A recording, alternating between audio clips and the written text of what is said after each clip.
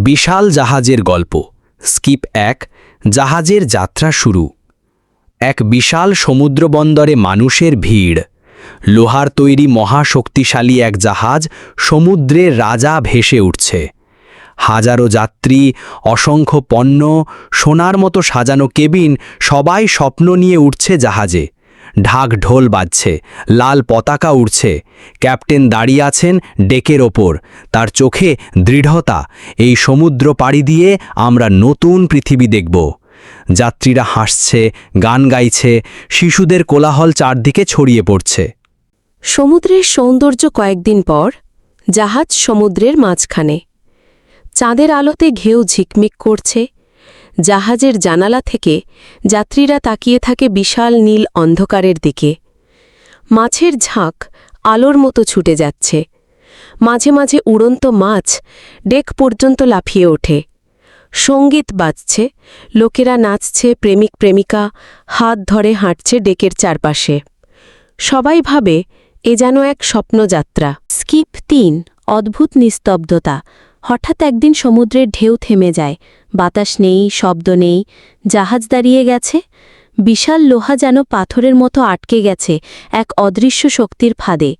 Captain হতভম্ব। Engine চলছে, তবু জাহাজ নড়ছে না কেন?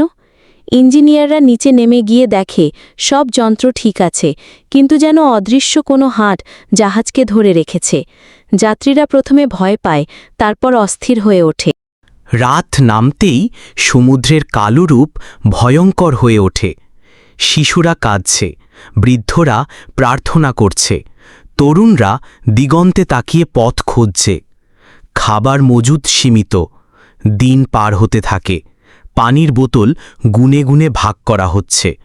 জাহাজের ভেতর বিভাজন শুরু হয়। কেউ ক্যাপ্টেনকে দোষারোপ করছে, কেউ আবার বিশ্বাস করছে যে এই জাহাজে কোনো অভিশাপ লুকিয়ে আছে। এক রাতে কিছু নাবিক পানির নিচে আলো দেখতে পায়। তারা বলে, সমুদ্রের গভীরে কিছু জ্বলছে। ডুবুরিরা নামলে দেখা যায় সমুদ্রতলে এক বিশাল ধ্বংসপ্রাপ্ত প্রাচীন শহর। শহরের ভাঙা প্রাসাদ, মূর্তি আর মন্দিরগুলো থেকে অদ্ভুত শক্তি বের হচ্ছে।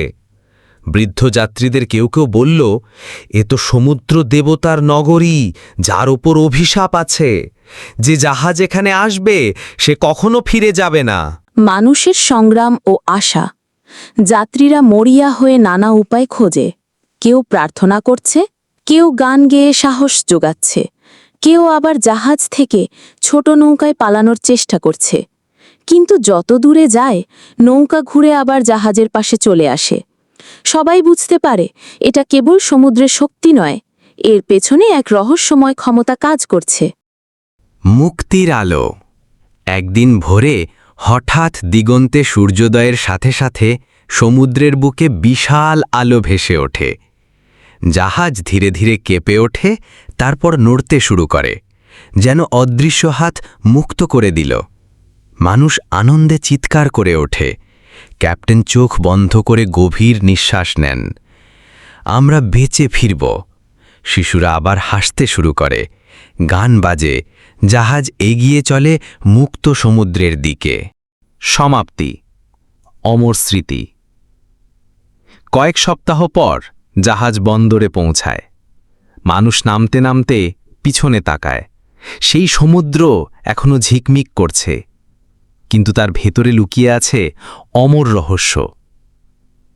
যাত্রীরা চিরজীবন মনে রাখবে সেই অভিজ্ঞতা, যেদিন এক বিশাল জাহাজ সমুদ্রের গভীর শক্তিতে আটকে গিয়েছিল আর মুক্তি পেয়েছিল আবারও জীবনের আশায়।